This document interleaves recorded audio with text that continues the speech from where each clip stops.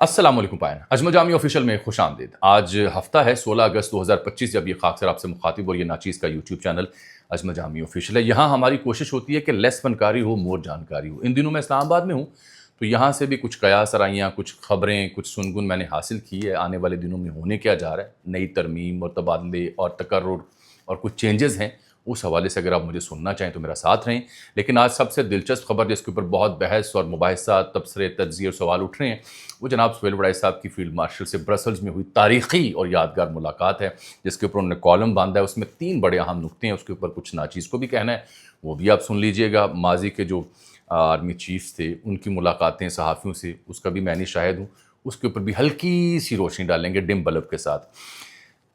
ایک بڑی خوفناک خبر میں نے آج آپ کو بتانی ہے، جو کہ ہمارے جو یوٹیوب دوست ہیں، جو یوٹیوبر دوست ہیں یا سوشل میڈیا ایکٹیوسٹ ہیں، یہ جو ایجنسی ہے نا، the national cyber crime investigation agency, جو پیکا کے قانون کے تحت بنی ہے، یہ بالخصوص جو ایکٹیوسٹ ہیں یا یوٹیوبرز ہیں ان کی ہر قسم کی پراپرٹی جو ہے اس کو ضبط کر سکتی ہے، فریز کر سکتی ہے. کس قانون کے تحت اور اس کا مقصد کیا ہوگا، کون لوگ اس کا ٹارگٹ ہو سکتے ہیں، ایک عام شہری کو بھی یہ بات سمجھنی چاہیے اور ڈیجیٹل میڈیا کے ایکٹیوسٹ کو بھی سمجھنی چاہیے کہ ان کا پلان کیا ہے جو لارجر ہے، بڑا خوفناک ہے، وہ بھی بیان کروں گا. پھر مالاکنڈ سے بڑی افسوسناک خبر ملی. میں تو حیران ہو گیا ہوں کہ کیسے ایک شخص جو ہے وہ اپنے باپ، اپنی ماں، اپنی بہن اور اپنے بھائی پہ گولی چلا سکتا ہے. امپاسبل، لیکن ایسا ہوا ہے، یہ واقعی بتاؤں گا. اور آغاز میں اس سے پہلے کہ ہم سہیل وڑائی صاحب کی کہانی کے اوپر یا اسلام آباد سے جو میں نے خبریں لیں اس کے اوپر بات کریں، جتنے بھی ہمارے بہن بھائی، بزرگ، جوان، بچے جو جاں بحق ہوئے ہیں، یہ قدرتی آفت جو خیبر پختونخوا میں، آزاد کشمیر میں، دیگر جگہوں پہ آئی، ان سب سے اظہار ہمدردی ہے. اور کل بھی میں نے عرض کیا تھا کہ یہ وہ وقت نہیں ہے کہ ہم ایک دوسرے پہ تنقید کریں. قدرتی آفت کا کوئی سامنا نہیں ہے، انسان بے بس ہو جاتا ہے. وہ 350 افراد تو جاں بحق ہوئے ہیں، بنیر میں تو کفن تک نہیں مل رہے تھے. آج صبح آپ نے ویژولز دیکھے، پورے کے پورے شہر، گاؤں دیہات بہہ گئے تھے. تو مل کے ان کی داد رسی کرنے کی ضرورت ہے، اس کے علاوہ کوئی اور حل ممکن نہیں ہے. پنجاب والوں کے لیے وارننگ آ چکی ہے کہ یہاں بھی کلاؤڈ بسٹ ہو سکتا ہے، مختلف علاقوں میں وارننگ ہے، اس لیے سیاحتی علاقوں میں جانے سے کچھ عرصہ گریز کر لیں. آ جاتے ہیں جی اس دلچسپ کہانی کے اوپر جس کا آپ شاید انتظار بھی کر رہے ہوں. ٹی وی چینلز پہ بھی آپ نے ٹکرز، خبریں، سوشل میڈیا پر بھی آپ نے اس کے اوپر گفتگو سن لی. سہیل وڑائی صاحب کی بڑی درینہ خواہش تھی کہ جناب فیلڈ مارشل سے ملاقات نہیں ہوئی. ملاقات ہونی چاہیے تاکہ معلوم ہو سکے وہ شخصیت کیسی ہیں، مزاج کیسا ہے، ان کے خیالات کیسے ہیں، ان کی اپروچ کیسی ہے، کیا ان کے پاس سلوشن ہے ملکی مسائل کا. تو بالآخر ان کی جو خواہش ہے وہ پوری ہوئی ہے. سہیل صاحب سے کئی بار ہماری ملاقات ہوتی ہے تو ہمیشہ کہتے تھے کہ یار ملاقات ہونی چاہیے تاکہ ہم سمجھ سکیں کہ اگلے بندے کا یعنی پوائنٹ آف ویو ہے کیا، یا ان کا کانسیپٹ کیا ہے، پلان آف ایکشن کیا ہے. انہوں نے کئی بار کوشش کی، خود انہوں نے لکھا بھی ہے. جو محسن نقوی صاحب کے ذریعے انہوں نے کوشش کی تھی تو انہوں نے ایک رکا آگے پہنچا دیا تھا. وہ بات انہوں نے ادھوری لکھی. ہوا یہ تھا کہ وہ جب پہنچے ایوان صدر میں رکا آرمی چیف کو جا چکا تھا کہ جی سہیل وڑائی صاحب آپ سے ملنا چاہتے ہیں. لیکن ایوان صدر میں ایک تقریب تھی تو وہاں سہیل وڑائی صاحب پہنچے تو پچھلی نشستوں پر تھے، 4-5 نشستیں روز چھوڑ کر. تو وڑائی صاحب ذرا آگے فرنٹ پہ آ کے ملے ان سے، وہ بھی ملے. انہوں نے جواب میں سہیل صاحب کے رکے پہ بات کرنے کی بجائے یا ان سے ملاقات کا کوئی وعدہ کرنے کی بجائے ان کی ہی حال احوال، طبیعت اور صحت مزاج کا پوچھ کے تو بات کو ٹال دیا اور وہ ملاقات نہ ہو سکی. اب برسلز میں چونکہ ایک ایونٹ تھا، امریکہ بھی گئے ہوئے تھے آرمی چیف، وہاں پہ جو پاکستانی کمیونٹی ان سے مخاطب بھی ہوئے تو وہاں ہوئی ہے سہیل صاحب کی ملاقات بھی، اور وہاں سٹیج پہ جو انہوں نے گفتگو کی وہ بھی انہوں نے سنی. وہ کہتے ہیں جی 2 گھنٹے طویل ملاقات ہوئی. اس کے 3 امپورٹنٹ ٹیک اویز ہیں. پہلے وہ ڈسکس کر لیں، پھر ذرا ہلکے ڈم بلب کے ساتھ ماضی کے جو آرمی چیف گزرے ہیں ان کے مزاج اور ان کی جو ملاقاتیں تھیں اس کی کہانی بھی بیان کروں گا. ویسے تو ڈھکی چھپی نہیں ہے. میرے لیے اس میں سب سے اہم خبر یہ ہے کہ جب سہیل وڑائی صاحب نے کہا، جی ایک سوال میں نے ان سے پوچھا سیاسی مصالحت کے حوالے سے، مفاہمت کے حوالے سے. ہر بندہ یہ سوال پوچھتا ہے کہ پی ٹی آئی کیا بنے گا، عمران خان صاحب سے معاملہ فہمی ہوگی نہیں ہوگی، کب تک وہ اندر ہیں، کب باہر آئیں گے. یہی عام فہم بات ہے. تو یہی ہر صحافی، طاقتور ترین شخص یہی سوال پوچھ سکتا ہے. اس کا جواب بڑا عام ہے. وہ کہتے ہیں سیاسی مصالحت سچے دل سے معافی مانگنے سے ہی ممکن ہے. دس از دا پوائنٹ. پھر آگے جا کے وہ کہتے ہیں گویا معافی مانگنے والے فرشتے رہے اور معافی نہ مانگنے والا شیطان بن گیا. یہ انہوں نے کچھ احادیث اور آیت کا حوالہ بھی دیا اپنی گفتگو میں اس حوالے سے جب وڑائی صاحب نے یہ بیان کیا ہے. یہ بات coming straight from the mouth of the field marshal اور army chief. I think it speaks volume, اور یہ سمجھنے کے قابل ہے، یہ مور دین انف ہے ٹو انڈرسٹینڈ کہ فوج کا ضمیر، مافی ضمیر، یا وہ کہاں کھڑے ہیں اپنی اس پوزیشن میں۔ جو لوگ اس حوالے سے بیک ڈور روابط اور بیرونی دباؤ، اندرونی انقلاب، اس سے امیدیں وابستہ کیے ہوئے تھے، یہ جملہ کافی ہے سمجھنے کے لیے کہ ہم کھڑے کہاں ہیں۔ یعنی فوج بحیثیت ادارہ، ان کے ذمہ دار جب یہ بات کریں گے کہ صدق کے دل سے جب تک معافی نہیں مانگی جائے گی تب تک مصالحت نہیں ہو سکتی۔ دوسری طرف ایک شخص جو مقبول بھی ہے، جیل میں ہے، ڈٹا ہوا ہے، کسی ڈیل میں آ بھی نہیں رہا، وہ بھی ابھی تک یعنی مفاہمت یا مصالحت کے کسی ایسے فارمولے پر نہیں پہنچے، یا نہ پہنچتے ہوئے دکھائی دے رہے ہیں، تیار دکھائی نہیں دے رہے۔ پارٹی چاہے تتر بتر ہو جائے، احتجاج چاہے ناکام ہو یا کامیاب ہو، لوگ پارٹی چھوڑ جائیں یا نہ چھوڑ جائیں، وہ بھی شخص مسلسل جیل میں اسی طرح ڈٹا بیٹھا ہے۔ یہ میرے لیے اہم نکتہ اس لیے کہ this speaks volume in a sense کہ جن لوگوں کو غلط فہمی تھی، جن لوگوں کو لگتا تھا کہ بیرونی دباؤ یا کوئی بیک ڈور روابط سے کوئی ڈیل کنکلوڈ ہو جائے گی، خان صاحب بنی گالہ منتقل ہو جائیں گے یا شوکت خانم منتقل ہو جائیں گے، آئی تھنک اس اسٹیٹمنٹ نے اس کو کلیئر کر دیا ہے کہ فوج کھڑی کہاں ہے۔ فوجی جو ذرائع ہیں وہ یہ بھی بتاتے ہیں کہ یہ فوج کی ایک میموری کا حصہ بن چکا ہے 9 مئی۔ اس کے اوپر جب تک صدق کے دل سے معافی نہیں مانگی جاتی پبلکلی، تب تک بات آگے نہیں بڑھ سکتی۔ معافی کا ذکر، معذرت کا ذکر بیرسٹر گوہر اور دیگر لوگ تو مذمت بھی کر چکے ہیں، لیکن آئی تھنک اس سے مراد یہ کہ جب تک عمران خان صاحب برملا نہیں یہ کہتے تب تک فوج کسی قسم کی معاملہ فہمی یا مذاکرات میں نہیں آئے گی۔ یہ سب سے بڑا ٹیک اوے ہے۔ دوسرا انہوں نے کہا جی کہ وہ جو ہے ان کے پاس کوئی پلان بھی ہے ملکی معیشت بہتر کرنے کے حوالے سے، کہ ریکوڈک جو ہے اس منصوبے سے جلد ہم اربوں ڈالر کمائیں گے اور پاکستان کا قرض بھی اتر جائے گا۔ ہر سال 2 ارب ڈالر کا خالص منافع ہوگا اور وہ ہر سال بڑھتا جائے گا۔ یہ انہوں نے بات کی ہے اس حوالے سے۔ تیسری شاید جو سب سے امپورٹنٹ ہے، وہ سہیل صاحب کہتے ہیں، انہوں نے کہا ہے جی کہ نہ وزیر اعظم تبدیل ہو رہا ہے اور نہ صدر تبدیل ہو رہا ہے، اور یہ جو خبریں اڑانے والے ہیں یہ حکومت اور اسٹیبلشمنٹ دونوں کے مخالف لوگ ہیں جو سیاسی انارکی پیدا کرنا چاہتے ہیں۔ چوتھا انہوں نے کہا جی کہ مجھے اس ملک کا محافظ بنایا گیا اللہ تعالیٰ کی طرف سے، مجھے اس کے علاوہ کسی عہدے کی خواہش نہیں، میں ایک سپاہی ہوں اور میری سب سے بڑی خواہش شہادت ہے۔ اور وہ پرائم منسٹر کے فین بھی ہیں کہ 18 گھنٹے پرخلوص طریقے سے کام کرتے ہیں۔ آپ کو یاد ہوگا میں نے آپ کو ایک بار خبر دی تھی کہ یہاں اسلام آباد میں ایک بڑا اہم سفارت خانہ ہے، تو اس کے ایک ذمہ دار سے ہماری بات ہو رہی تھی، کچھ صحافیوں، 2-4 صحافی تھے، تو میں نے بھی ان سے پوچھا کہ یہ جو اس وقت ملٹری اسٹیبلشمنٹ اور جو سیاسی سیٹ اپ ان کے آپس میں تعلقات کیسے ہیں، امریکہ کو لے کر کے، چین کو لے کر کے، تو انہوں نے کہا جی یہ بیسٹ کمبینیشن ہے جو ہمیں بہت سوٹ کرتا ہے، بالخصوص امریکہ کو، اور ان کے آپس میں اچھی تال میل ہے۔ ایک بات اور یاد رکھیں، یہ پرائم منسٹر شہباز شریف صاحب جو ہیں، ان سے بہتر سروس اور ڈلیوری فوج کو شاید ہی کو وزیر اعظم دے سکے۔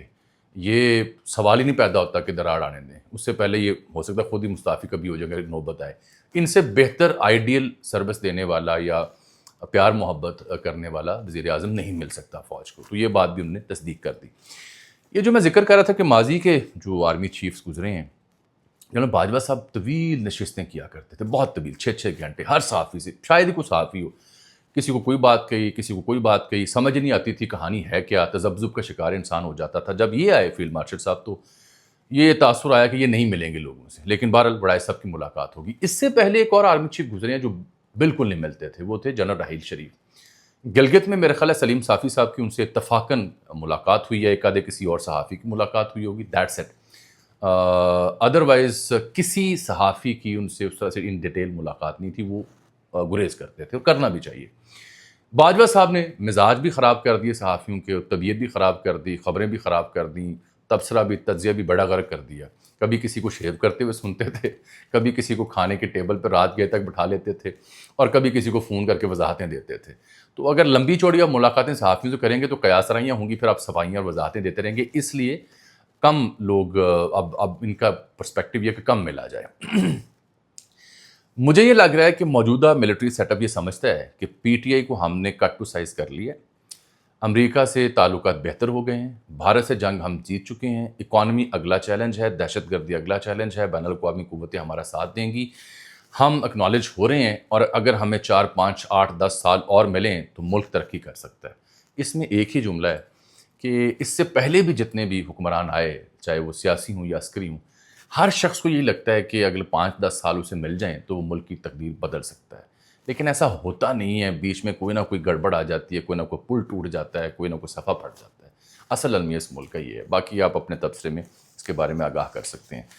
میں آگے بڑھتا ہوں اور آپ کو سب سے خطرناک خبر جو آج کی میں نے دینی ہے وہ یہ ہے کہ جو national cyber crime investigation agency ہے، جس کو کہتے ہیں NCCIA، اس نے جو رولز ہیں 2025 کے پیکا ایکٹ کے تحت جو نیا حکومت نے متعارف کروایا ہے، اس میں شک نمبر ہے 5۔ اس میں لکھا ہوا ہے کہ کسی بھی شخص کی جو انویسٹیگیشن یہ کرے گی، national cyber crime agency, cyber crime agency کسی شخص کے بارے میں جب انویسٹیگیشن کرے گی، تحقیقات کرے گی، تو وہ انکوائری کی سٹیج پر اس شخص کی پراپرٹی کو فریز کر سکتی ہے۔ اب آپ کہیں گے اس میں خبر کیا ہے؟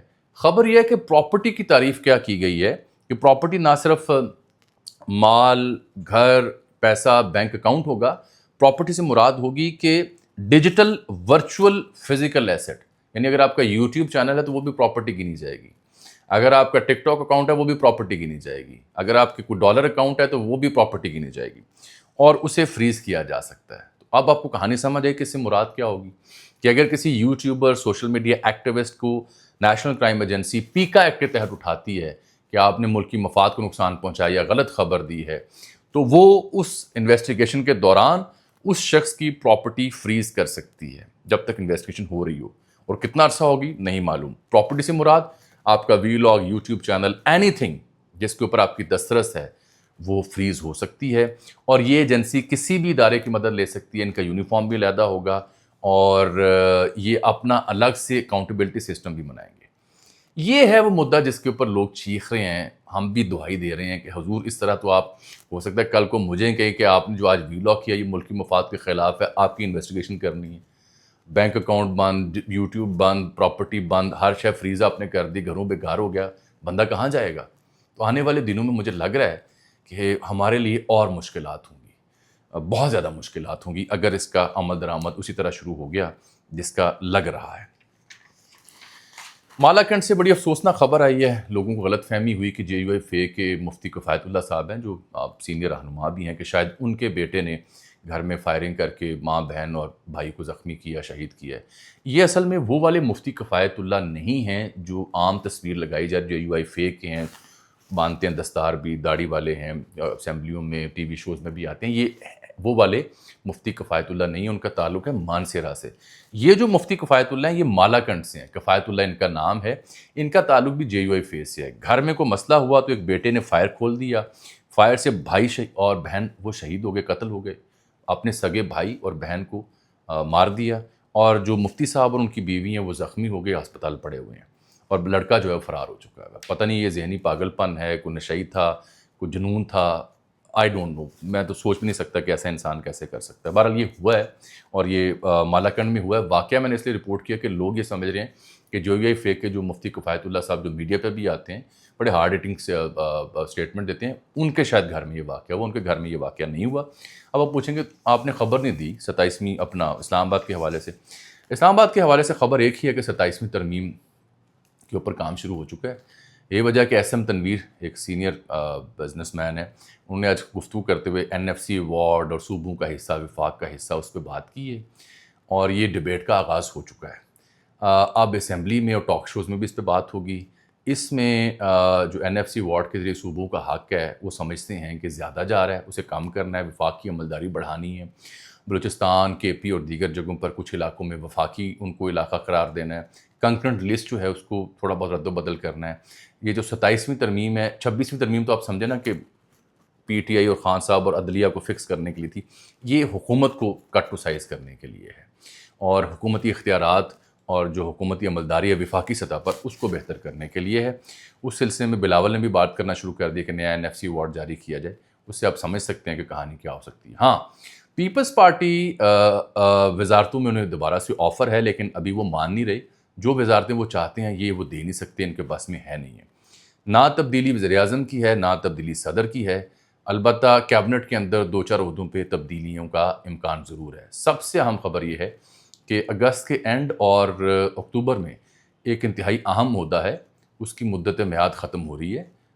کیا اس کے بعد نوٹیفیکیشن کے ذریعے وہ اپنی سروس جاری رکھیں گے یا ان کے لیے کوئی نیا عہدہ تخلیق کیا جائے گا، اس پہ غور ابھی ہو رہا ہے۔ دوسری اہم خبر یہ ہے کہ نومبر میں بھی ایک عہدہ جو ہے بڑا اہم عسکری وہاں پہ ریٹائرمنٹ ہو رہی ہے، وہ عہدہ باقی رہے گا یا اس کی جگہ ایک نیا عہدہ بن جائے گا، یہ ایک سوال ہے۔ لیکن اگر آپ اس کو کنفیوز کر رہے ہیں کہ وہ آرمی چیف کی مدت، تو وہ میں کہانی آپ کو پہلے واضح کر چکا ہوں شاہین صاحب والی جو شرلی تھی اس کے اوپر، کہ وہ 5 سال کے لیے ہے، 2027 تک ان کی مدت ہے، اس میں اگر مگر کی کوئی کہانی فی الحال دستیاب نہیں ہے۔ مجھے آج کے لیے آپ اجازت دیجیے، ملاقات ہوگی کل، تب تک کے لیے اللہ حافظ۔